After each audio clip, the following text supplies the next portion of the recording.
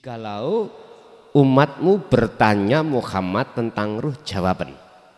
Gini jawabnya. Kul, katakan Muhammad, ngomong sira Muhammad, ar-ruhu utawi ruh iku min amri Rabbi. Roh iku urusane pangeran ingsun. Wa ma utitum lan ora den tekaake minal ilmi nyatani saking ilmu illa qalilan kejaba tentang roh itu sedikit. Maksudnya sedikit itu apa? Roh diciptakne Allah, nanti roh kudu bisa kembali pada Allah. Iku maksudnya. Terus kok kelason bahas roh? Misalnya nggih, wong Kanjeng Nabi gak bahas. Kan sudah dikatakan, kul ar-ruhu min amri Rabbi. Sebab tentang roh iku Allah mendatangkan terhadap sira Muhammad iku mung sedikit. Ngeten. Memang benar. Tidak ada siapapun yang bisa membahas dan kapasitas untuk berbicara tentang roh. Sing pojokan ngomong, lah cangkemmu iku son. Nah ngoten ta? Tak maklumi Pak. Karena Anda melihat saya makhluk. Dari sisi makhluk. Coba sedikit aja dengan imanmu. Lihatlah, iku sumber dari siapa? Saya, klason, sifatnya la haula wala quwata. Udah, kembali kita keadaan hati manusia, imannya. Ada yang condong pada ilahun wahid, ada yang condong melihat bersaksi terhadap kaun. Kalau Anda melihat kaun, maka salah. Tabrakan dengan ayat ini. Sebab kaun atau makhluk itu tidak punya kapasitas. Lebih-lebih berbicara tentang ruh. Loh Anda melihat Muhammad makhluknya, ya gak ketemu. Akhirnya tabrakan dengan ayat ini manakala ada yang berbicara tentang ruh. Biar gak tabrakan dengan ayat ini, rasakan, pandanglah indahu au qoblahu au ba'dahu. Itu Syekh Ibnu Athaillah bahas di dalam makalah ke-14. Jangan kau bersaksi terhadap kaunnya, melihat makhluknya, tapi lihatlah siapa indahunya, qoblahunya siapa, ba'dahunya siapa, sebelumnya siapa, sesudahnya siapa, di sekitarnya itu siapa. Pandanglah itu. Kalau jenengan mandang itu, maka benar ayat ini, enggak tabrakan. Yang membahas itu adalah min amri Rabbi.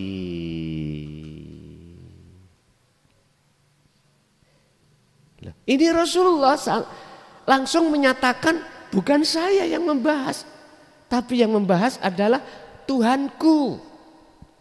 Itu urusan Tuhanku. Tinggal umat ini cerdas apa enggak.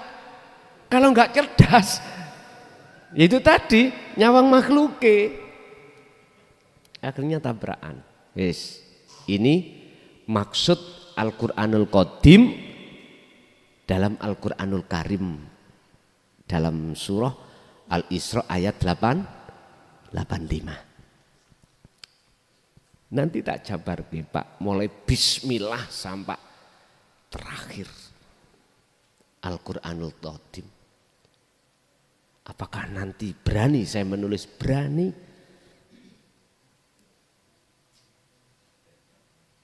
Kalau yang menulis itu Allah, siapa yang bisa ngalang-ngalangi? Kula sudah enggak ada, Pak. Nantinya di situ. Dah. Yang kedua terkait masalah ruh jasad dengan apa satu ini mang sing bakhor, yang maksud bakhor adalah hayawaniyah. Itu maksudnya Bapak niki ben paham nek cara jenengan maca iku tok bualan-balan enggak beten paham. Jelas beten paham. Ngeten lho niki. Pernah saya jelaskan terkait masalah ruh.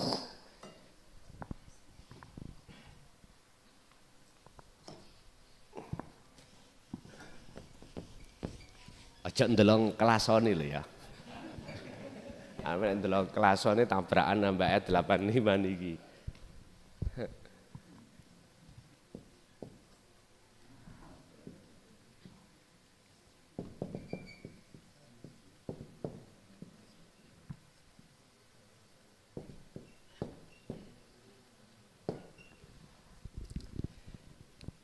Gusti Allah itu bekali ngitingi.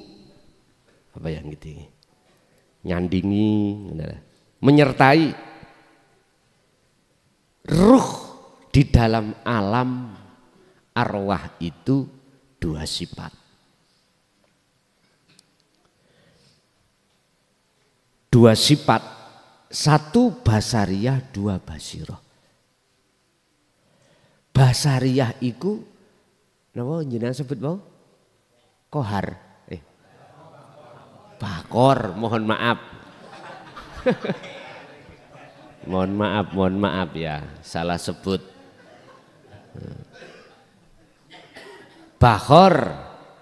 Yang bakhor itu penjabarnya adalah ruh yang bersifatkan hewani. Nah, hewani kita tarik adalah innan nafsa la amaratum bisu.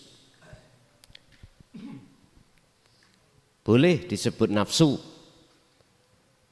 boleh disebut roh, bahor atau hewani. Karena dia condong untuk menarik roh supaya beriman pada selain Allah. Bisu ngejak elek, ngejak berbuat. Unsurnya dari nafsiyah dan amaroh. Pun titik. Berarti hati kita ada dorongan untuk melakukan perbuatan-perbuatan yang bersifatkan bahor. Allah katakan dalam ayat lain, ulaika utai mereka iku kal an'am, seperti sikil papat, kaki empat, bahkan balhum balik utawi mereka iku adol, luwih jahat daripada kaki empat. Dalam hati kita ada sifat Pak, hasud, riya, takabur, iri dan lain sebagainya. Iku disebabkan timbul dari sifat basariyah. Lah sifat basariyah menekan kita supaya ngaku-ngaku kalau kita makhluk yang bisa ini, bisa itu, punya ini, punya itu. Akhirnya kegegeran, ngejak gelut. Wis. Inilah yang dimaksud dalam satu hadis Kanjeng Nabi Soheh, besok itu umatku ngadepi perang jihadul akbar, perang yang besar, yaitu melawan hawa. Ya ini yang dimaksud. Selama dalam diri kita ruh itu terkuasai oleh sifat basariyah, selama itu ruhaniyah atau hati kita disebut hati yang mati. Akibatnya fi qulubihim maradun fazadahumullahu marada, akan semakin terkubur, semakin berpenyakitlah hati kita. Akibatnya apa? Fi qulubihim marad khatamallahu ala qulubihim, dikunci oleh Allah, mati. Hati kita mati. Ruhaniyah ini mati. Dikatakan mati, dia itu enggak bisa kembali kepada Allah. Dikarenakan dia nuruti apa kehendak kepentingan nafsu di dalam bahor tadi. Bahor saya terjemahkan basariyah ini Pak, dalam hati kita. Terus bagaimana caranya kita bisa lepas dari itu? Fattabi'uni, kata Rasul, ikuti aku. Ikuti aku. Ngikuti Kanjeng Nabi yang dimana huwaladzi arsala rasulahu bil huda wa dinil haq ini Pak. Makanya bentuk kasih sayang rohimnya Allah terhadap saudara saya yang ada di Jember, bentuk kasih sayangnya Allah pada kita yang ada di Jember, maka disinilah kita dididik oleh Allah dengan dinul haq, dinut tauhid ini, untuk mengenal terhadap sifat basariyah dalam diri kita, nafsu dalam diri kita. Kita kenal, karena sebelum kita merangi, kita ingin menang terhadap musuh kita, kita harus tahu mana musuh kita. Mengapa Rasulullah mengatakan jihadul akbar? Karena banyak umat yang tidak kenal musuhnya. Gak bisa menang Pak. Sholat ya Allahu Akbar, kita akui sholat kita. Nah, itu kan nafsu. Apapun yang kita lakukan, manakala di dalam diri ada pengakuan sifat basariyah, keakuan kita makhluk yang bisa melakukan, ini jelas hakikatnya kita telah mengikuti kepentingan hawa. Karena mengapa kita mengikuti? Karena kita jadi budaknya. Jenengan, kita sebagai muhibinnya habaib, nyun sewu, disuruh ini, disuruh, mesti nganut Pak. Jangankan nganutnya, kita disuruh mencium tangannya, kakinya loh kita cium. Karena jenengan berkeyakinan nanti surgaku di Habib. Lah ngoten toh? Mbok nian.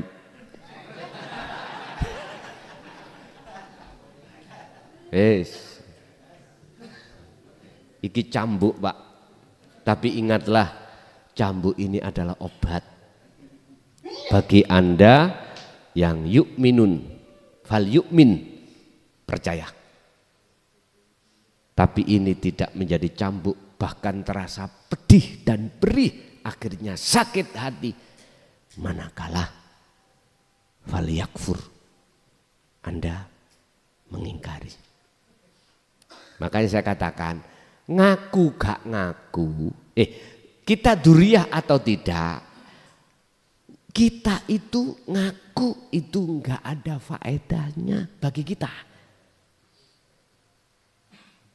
Bagi kita yang memang betul-betul dzurriyah, nasab dari Kanjeng Nabi, ngaku-ngaku itu tidak ada faedahnya buat kita sendiri.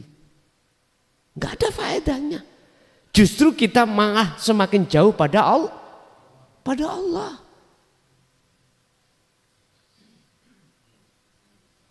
Semakin jauh kita, gak semakin dekat. Padahal Allah itu dekat. Iku nek jenengan mau pun. Ketika saat Allah mengutus utusannya, yaitu Kanjeng Nabi Muhammad dengan membawa petunjuk dan dinu tauhid, tujuannya apa? Liyudhirahu ala dini kulli.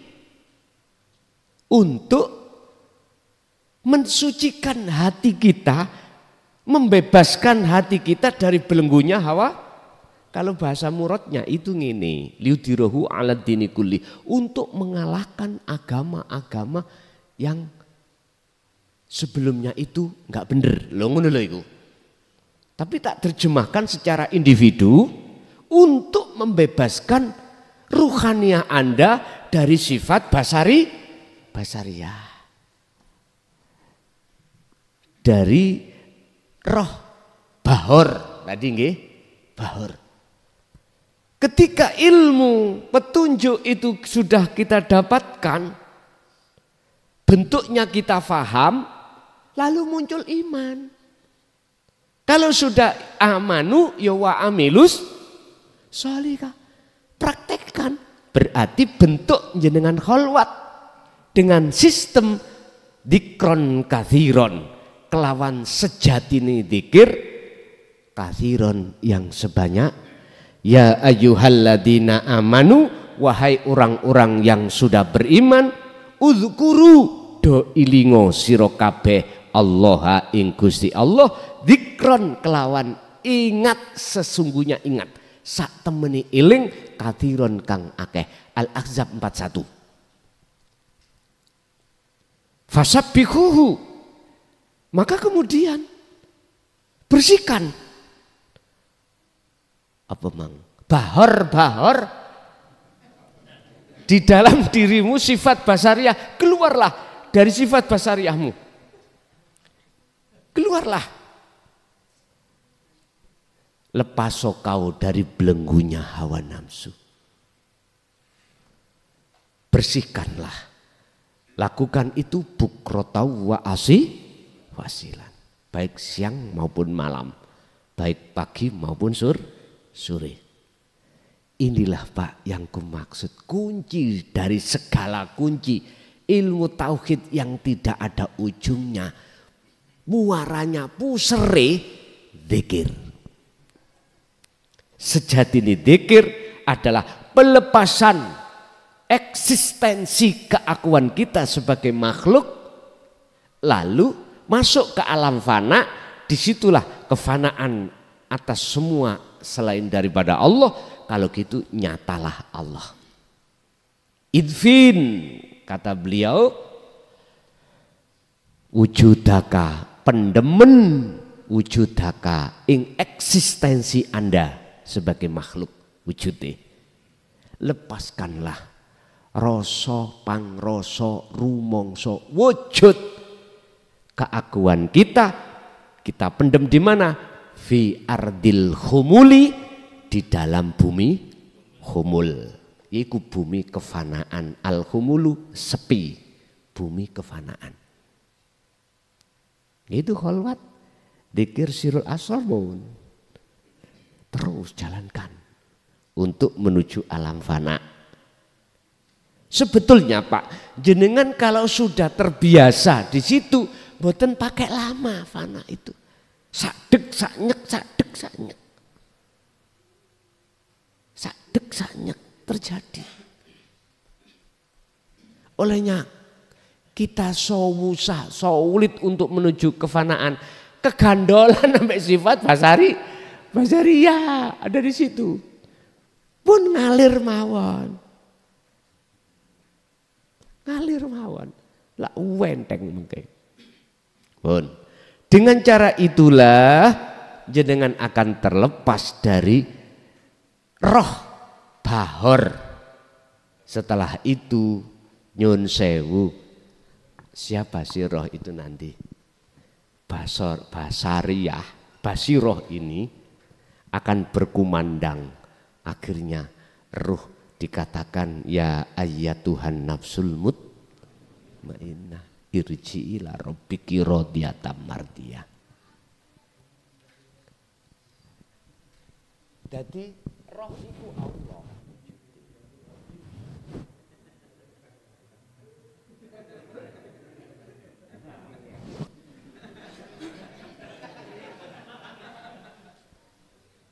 estu. Jikalau roh ini sudah masuk di alam baru bisa ngomong dintatung. Oh, ilahun wahid ya kuwi. Jadi nama roh, nama Allah sudah tiada. Cetong nggih.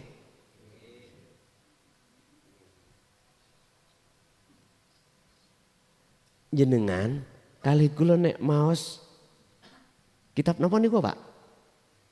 Kitab napa niku? Duratun Nasihin. Bolan baleni ya apa? Nek jenengan dereng ngertos sistem Sirul Asror Ghafanaud Dzikri, nggih mboten mudeng. Mboten paham. Mungkin jenengan akan paham kalau sudah mendapatkan Sirul Asror terus dilakoni masuk di alam fana. Oh, iki ta maksudnya. Akhirnya muncul dua nama yaitu sifat basariyah dan basirah. Jadi roh itu dikiting dua sifat. Kalau sudah bebas dari sifat basariyah, maka basirah muncul. Akunya Allah. Oke, lanjut.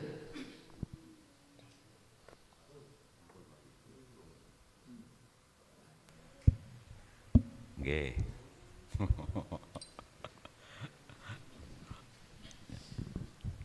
Sebentar, mangke setelah Bapak yang lain dulu, nggih. Tenang, panitia dalam. Nggih, dari Bapak yang lain mungkin dari Rambi, Panti atau Kota Jember jenengan nggih. Nggih, monggo sebut nama enggak?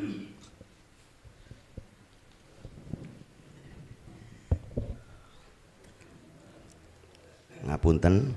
Assalamualaikum warahmatullahi wabarakatuh. Waalaikumsalam warahmatullahi wabarakatuh. Suaranya agak serak Pak, soalnya pilek.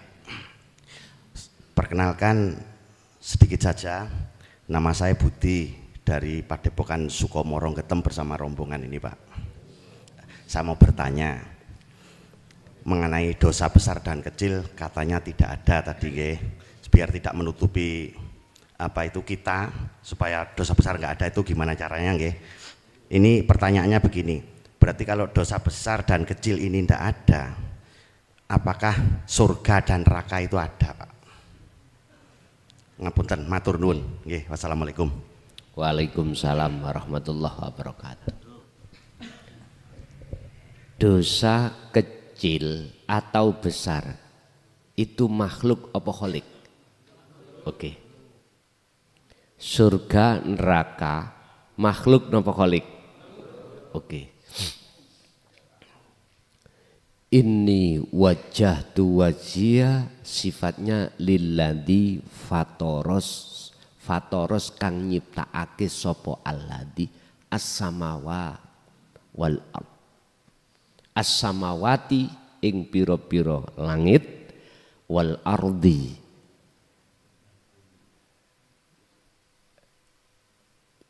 fatoros samawati wal ard.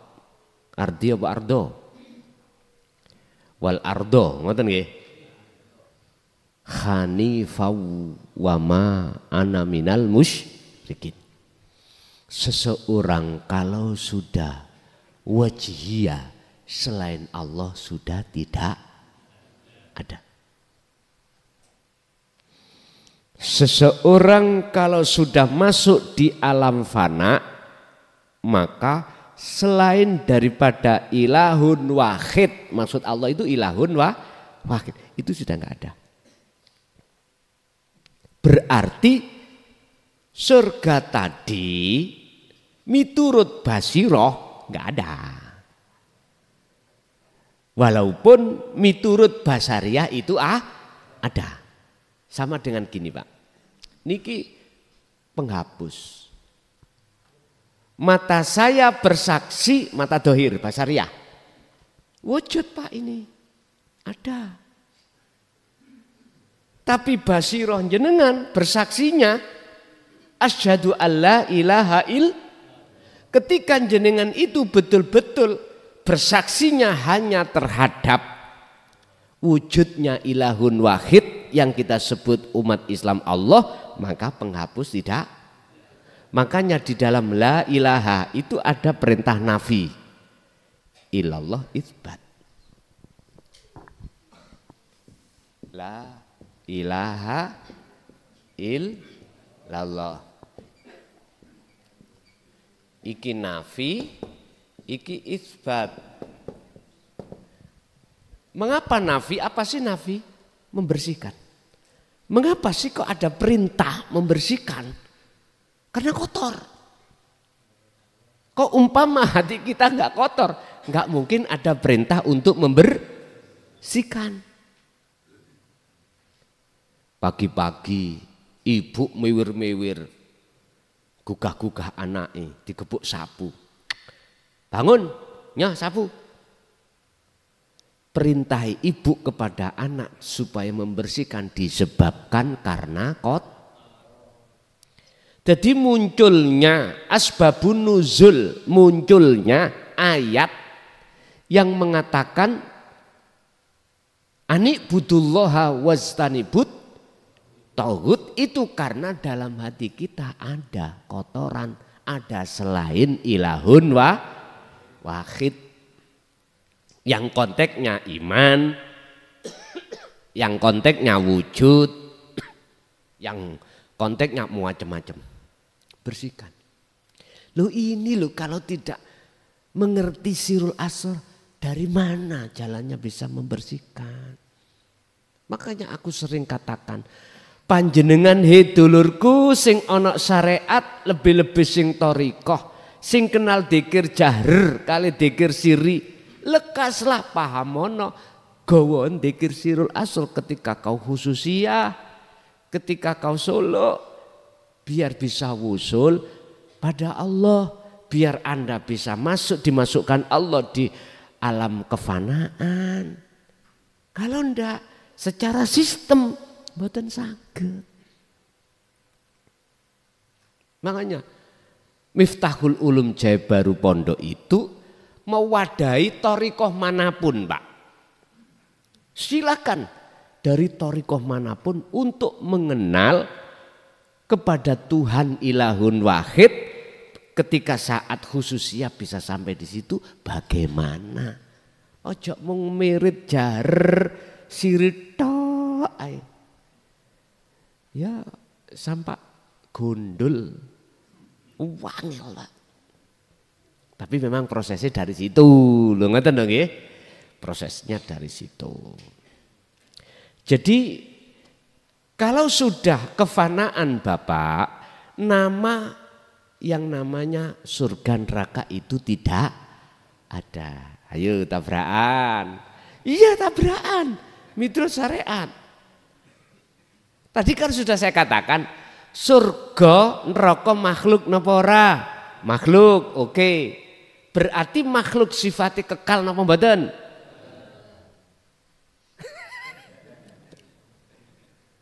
Iki miturut pandangan kacamata hakikat, tapi kacamata syariat tetap wujud, ada. Wa min waraihim barzakhun ila yaumi yub'atsun. Setelah kematian besok dipendem ning alam barzakh ila yaumi yub'atsun, keadaan kita nanti sampai pada waktu dibangkitkan lagi. Gusti Allah bangkitkan lagi terhadap kita yang sudah mati itu lebih mudah daripada nikmatul ijad. Apa? Nikmat, proses nikmat penciptaan jenengan kali kula. Lebih ekstrim, lebih mudah bagi Allah membangkitkan yang pernah ada daripada mengadakan yang tidak. In aroda syai'an ayyakula lahu kun. Surat Yasin. Makanya saya menjawab dari sisi mana? Kalau sisi syariat, ya ada lah Pak. Tapi sisi hakikat, karena jenengan sudah masuk di alam kefanaan, maka tidak ada. Yang ada cuman Allah. Ngapunten menai bingung, silakan untuk bingung dulu. Nggih, nggih. Niku prosesnya kita harus bingung, Pak. Makanya ngaji tasawuf iku ngaji sing bingungno. Ngoten, nggih. Karena apa bingung? Tabrakan ambek doktrin, dogma kita waktu ada di syariat. Kita disuruh beriman, sing nyolong kae si A. Karena CCTV-nya raine si dikongkon iman dipaksa teng mriku. Iku doktrin kita waktu kita itu TK seperti itu. Benar karena kacamata syariat, kacamata sifat basaria. Jasad punya mata disuruh bersaksi terhadap makhluk, Pak. Ruh punya mata, ainul basirah disuruh bersaksi hanya pada Allah. Berhubung nyun sewu, rohaniah kita belum bisa bersaksi melihat karena ada tutupnya. Langkah pertama kita harus bersihkan itu dengan cara kita harus mengikuti ajaran Rasulullah ini secara rohaniah, dinu tauhid, lalu kita amalkan, baru ketemu jawabannya. Makanya tak simbolno, kalau nanti jenengan sudah masuk di alam fana, detik-detik akan nyoto wujudnya Allah, wis gak takon mriki. Ora ono pitakon. Wis buntu pun meneng. Lah wis ono kene. Mosok Gusti Allah katakon Gusti Allah. Iku lho sing disanepakno ilmu sejati iling sampean kula nanti didhawuhi Mbah. Kuwi engko ketemu wajahmu dhewe. Tondo nek kuwi wis likok ketemu Allah, tatkalane kau ketemu dirimu sendiri. Ternyata iku sanepan, Pak. Diriku dhewe yo nafsu iku mang. Ya wujud rupa aku. Ngene iki wis sudah dikatain sudah makrifat belum. Iki sanepan. Maksudnya ketemu dirimu sendiri.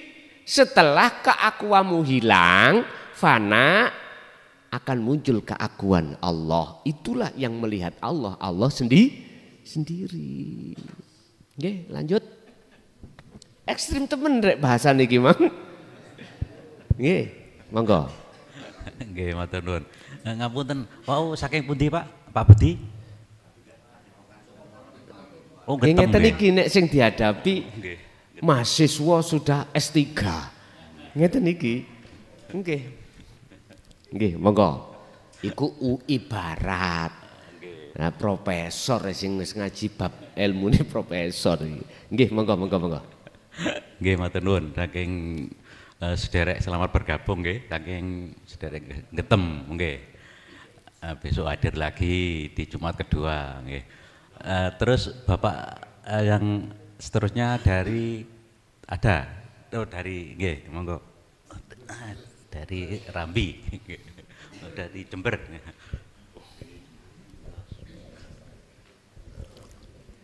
Assalamualaikum warahmatullahi wabarakatuh. Waalaikumsalam warahmatullahi wabarakatuh. Nami kula Heru Gus saking Jember.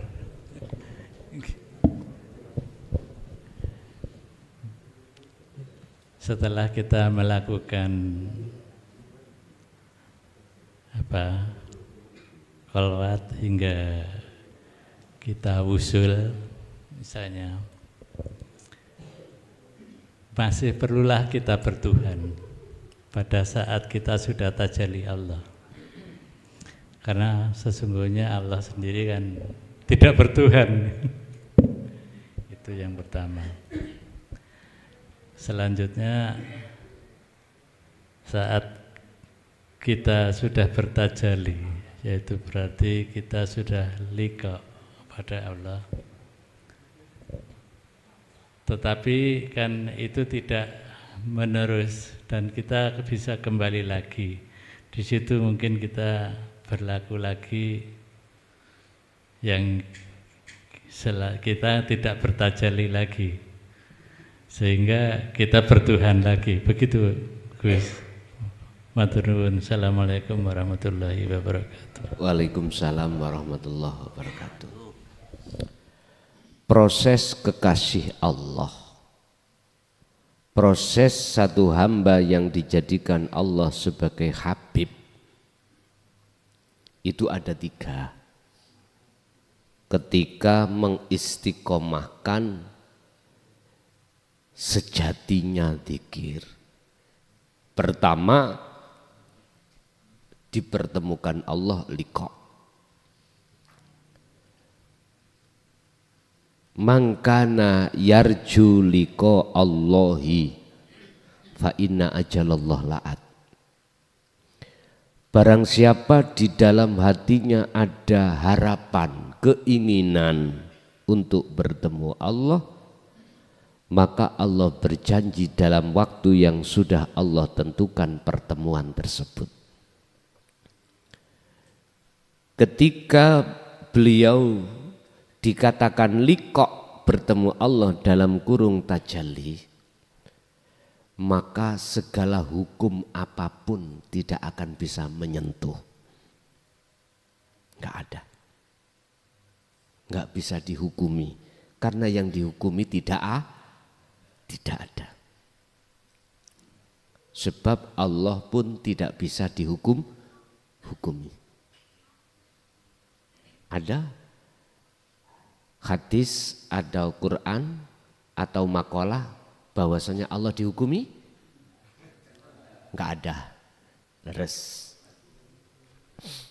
Karena sing bikin hukum itu Allah sendiri.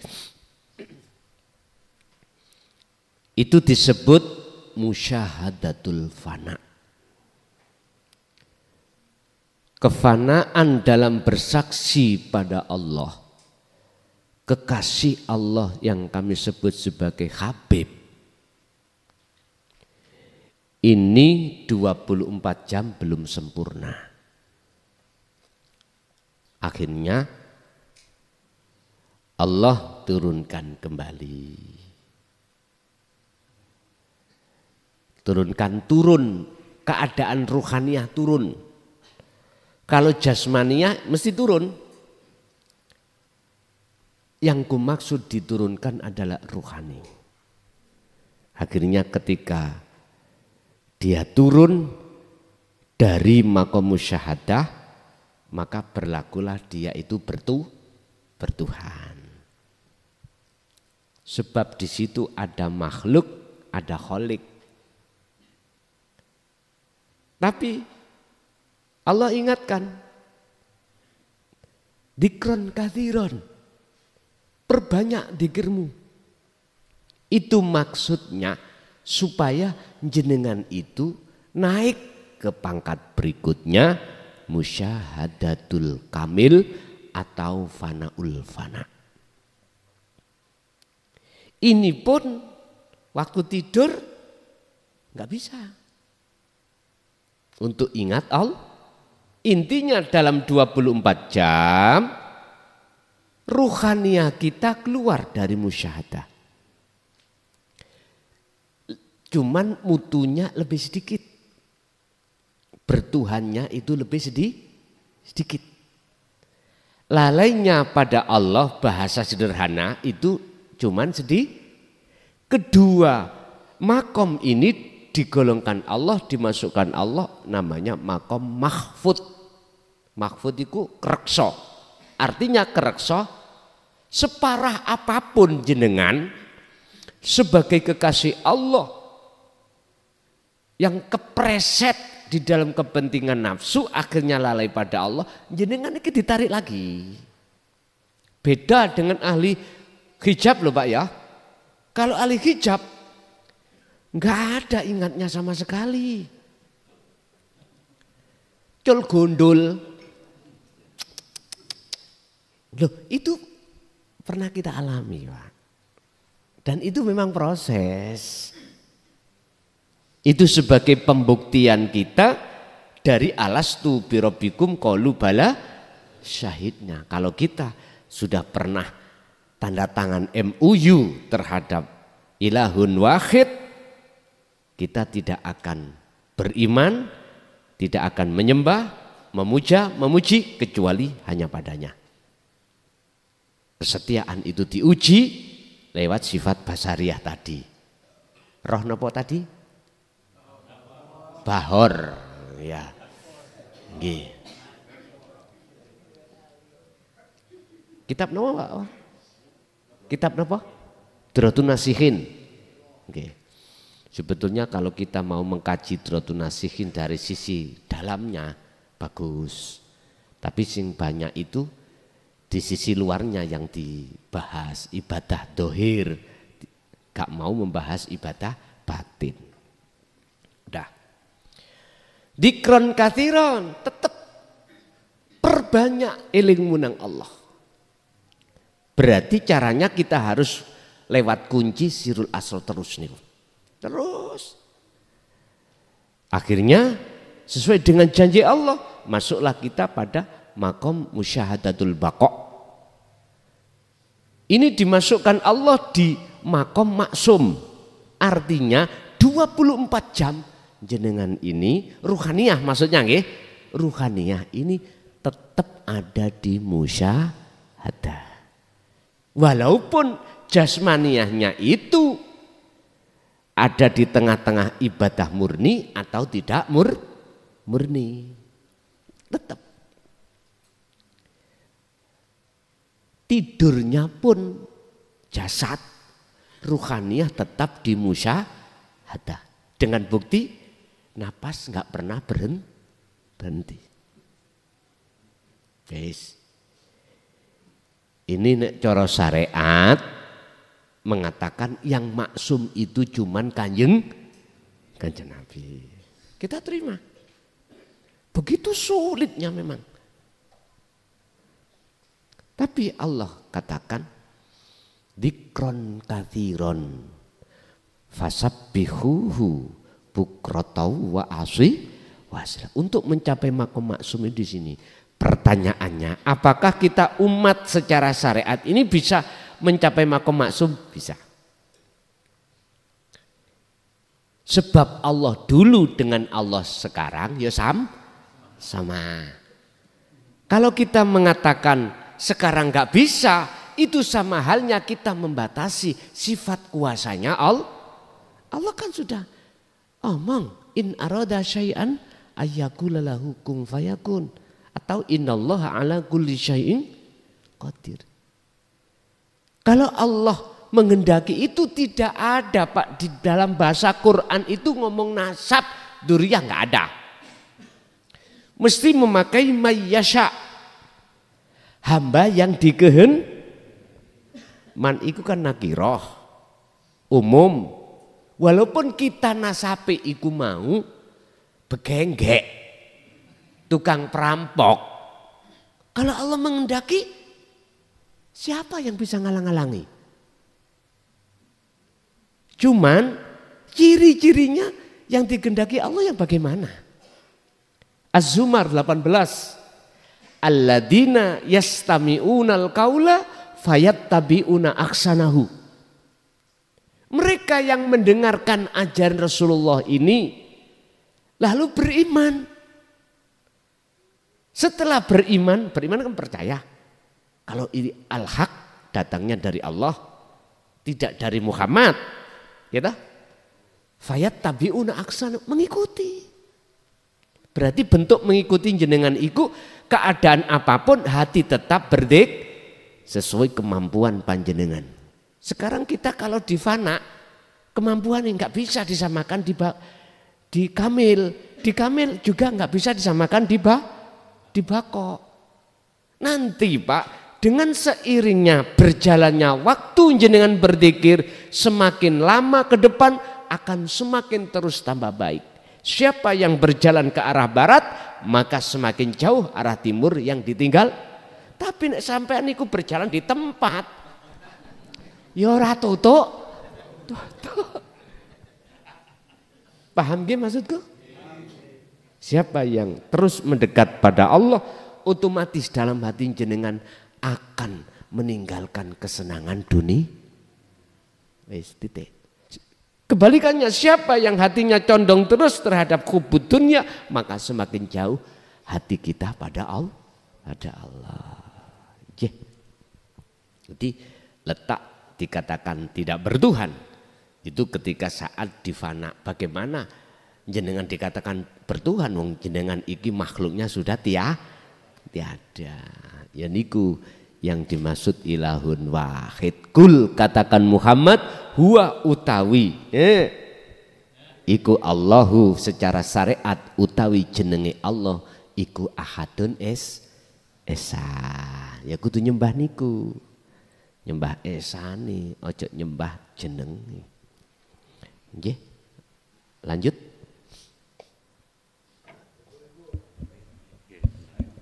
Nggih.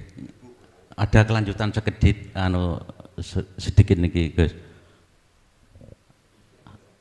Gus Murlason kemarin lusa itu bilang maknyes, mak biar gitu, oke. Kalau sudah masuk kefanaan. Nah, oke, itu bisa kita terima kalau posisi sendirian di rumah malam senyap itu. Tapi kalau dikala kita aktivitas siang, seberapa lama maknyes, mak biar itu bisa kita rasakan, Gus? Ngoten nggih. Tergantung kita ada di fana apa di kamil atau di bako. Lama dan tidaknya itu tergantung singgawe maknya. Jujur saya makhluk tidak bisa untuk mengatakan seberapa lama durasinya. Ngoten nggih.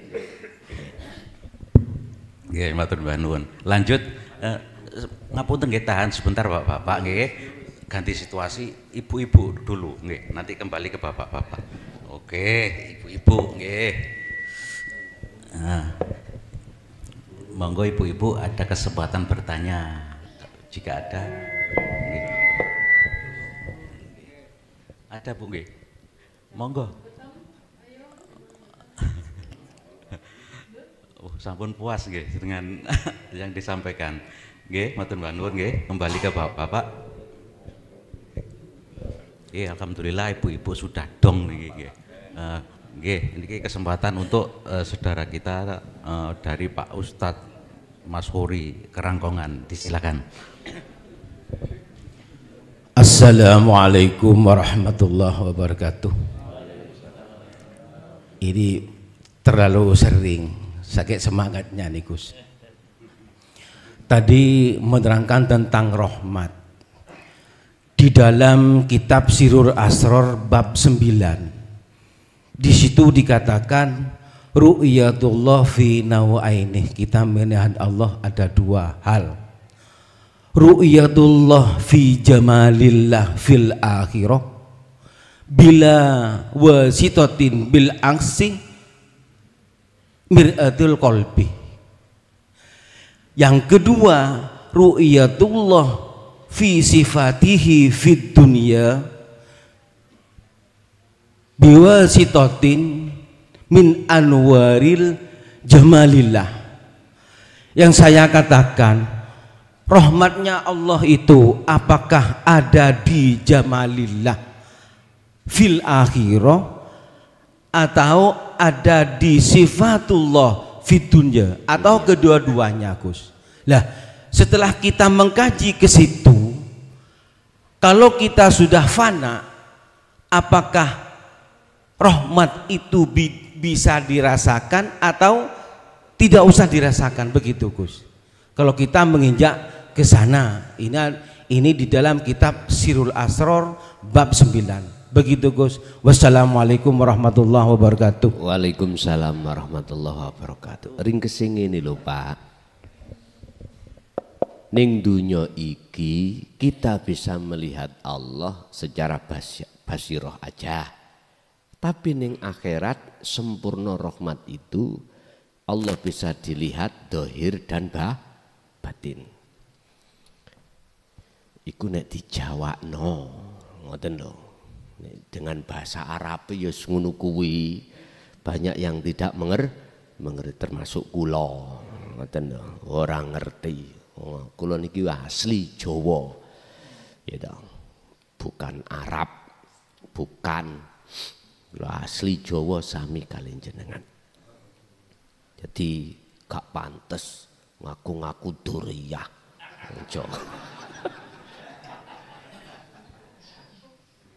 Memang bukan. Aku Indonesia asli, wong Jawa asli, Jawa kula. Ngeten. Apakah itu bisa dirasakan kita sebagai sisalik kesempurnaan ketika melihat Allah dhahir batin? Ngeten. Lewat makalah rahmat. Rahmat yang paling notok itu melihat Allah. Bahasa di dunia kita hanya bisa melihat Allah. Rahmat itu secara basiroh. Berarti iki. Nah, basiroh kita ini. Tapi basariah tidak bisa. Sebab basariah kita masih mengadakan kaun. Ini kaunnya ini makhluk. Tapi kita tidak terasa kalau ini akhirat. Kalau sudah betul-betul si salik itu ditarik Allah sejatine akhirat. Yang miturut wong syariat akhirat itu besok kalau sudah dunia ini dilempit jadi sak rokok, ya toh. Katanya guru-guru kula biyen ngoten ngaji. Besok iku ya son, dunya itu gelintir Allah dadi sak rokok. Terus disedot Gusti Allah. Entek. Terbakar. Artinya orang-orang itu semua dikumpulkan di padang mahsyar. Dau bergeni ngono. Cerita wedi wak ngoten diobar geni. Wis. Di situ nanti kesempurnaan melihat Allah dohir dan batin bisa. Kalau di dunia nggak bisa. Ngoten. Inilah maksud daripada ketika jenengan ini estu di dunia ini loh Pak, di dunia dia. Artinya jasad masih ada di dunia. Tapi ruhaniyah sampean itu sudah ditarik Allah di akhirat, berarti prosesnya alam fana dulu. Lah ngeten nggih. Lalu di situ nyatalah wujudnya Allah, akhirnya dalam diri jenengan ada Allah wujudnya batin, Allah wujudnya dohir. Wujud batine Allah, wujud dohire Allah. Wes, nek sik tabrakan sampean turu dhisik. Sik.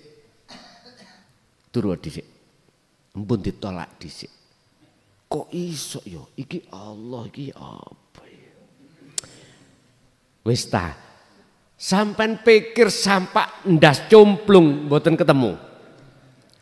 Kalau kita estu belum ditarik Allah di dalam kesempurnaan bermakrifat.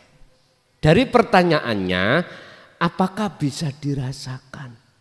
Ada dua jawaban. Saya menjawab di luar kapasitas ilahun wahid koyok-koyoke antak buddha ka'annaka lahu taroh. Koyok-koyoke menungso iku iso merasakan bisa melihat Allah. Seakan ya sama dengan gini, seakan-akan Kanjeng Nabi ku bisa melihat bisa memberikan petunjuk, mensyafaati, seakan-akan. Berarti kata-kata seakan-akan itu ada aslinya.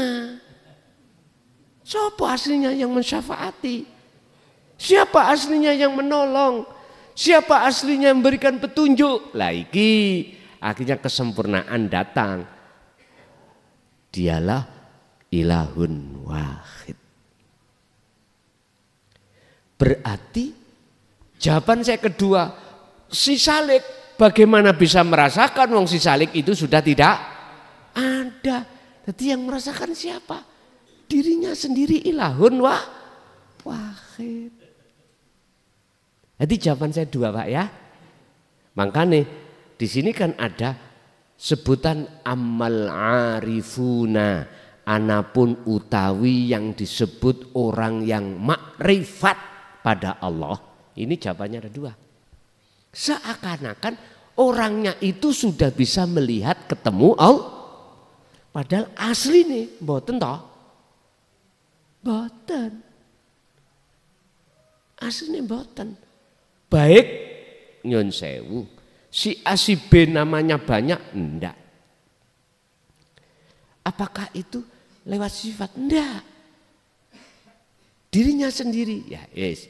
Niki di sini tuyo karena orang Jawa, Indonesia air karena orang nasional.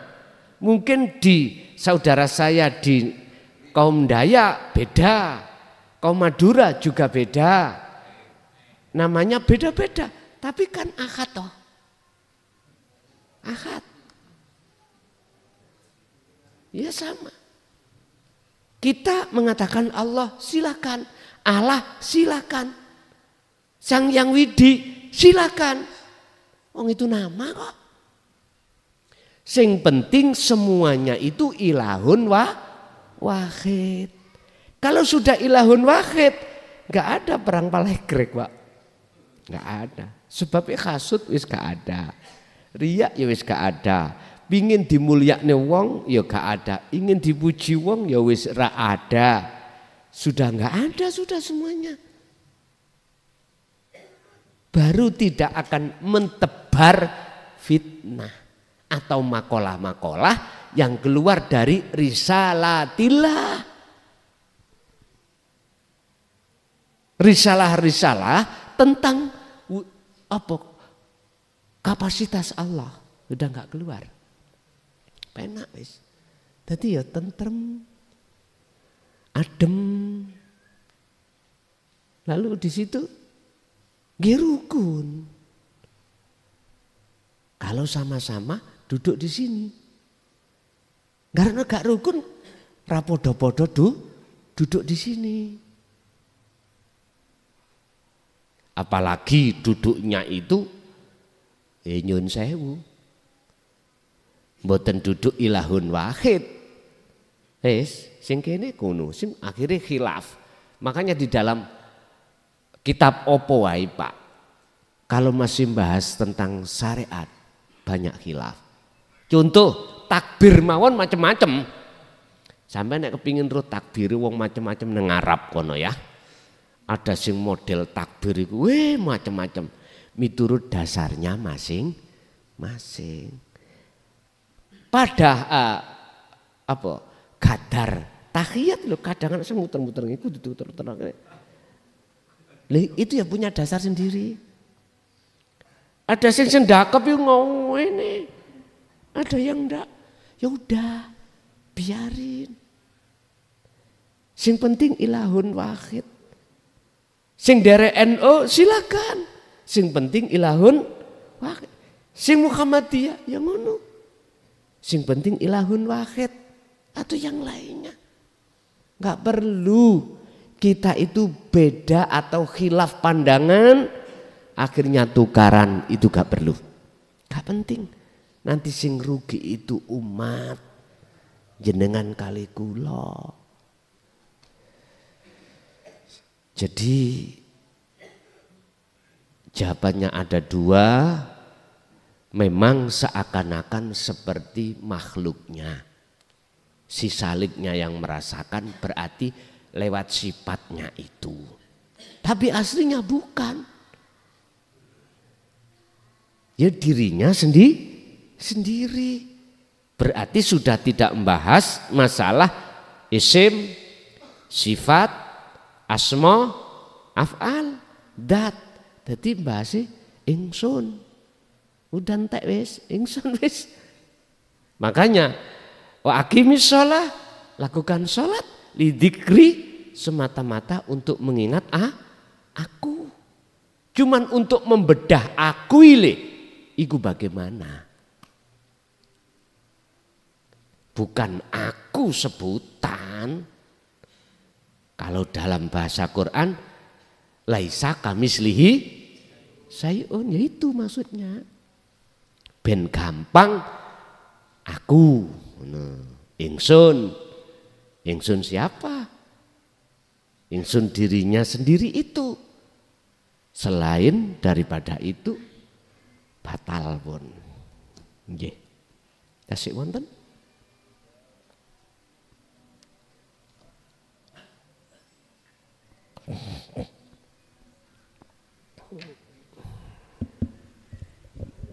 Nggih, niki wau sangko napa dugi Curah Nongko sampun, Getem sampun, Talang Sari Jember Pak Heru sampun, Kerangkongan sampun, terus masih ada satu lagi Pak. Monggo jika masih ada dari Kalisat Pak Subari, nggih, dari Panti Rambi. Om Iping, oh nggih. Cukup Pak nggih? Nggih. Matur sembah nuwun untuk bapak-bapak penanya, dan mungkin muncul pertanyaan lagi di rumah, silahkan hadir di Jumat kedua besok di bulan depan. Sekian tanya jawab, dan mohon untuk Bapak Yai memimpin doa penutup, disilahkan. Bapak Ibu hadirin jamaah rahimakumullah, itulah apa didikan Allah langsung terhadap kita lewat bilhuda wa dinil haq. Harapan kita sebagai makhluk, semoga apa ilmu yang telah Allah berikan didik terhadap kita estu menjadi ilmu yang bermanfaat barokah. Lebih-lebih juga terhadap anak putu kita ila yaumil qiyamah. Lahumul Fatihah.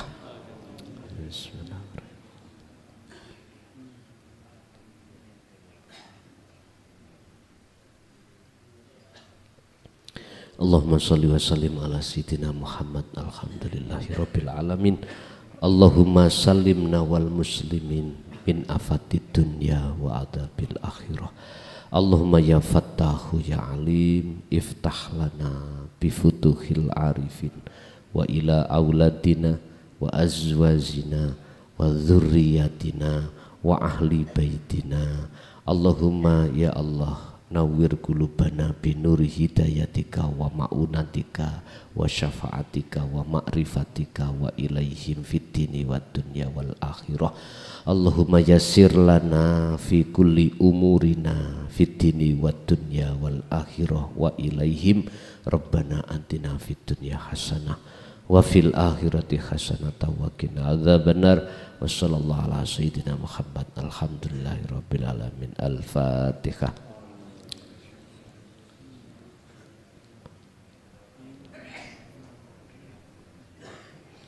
Bila mana ada satu kalimat yang menyinggung perasaan jenengan, saya pribadi mukhlason nyuwun agungi pangapunten.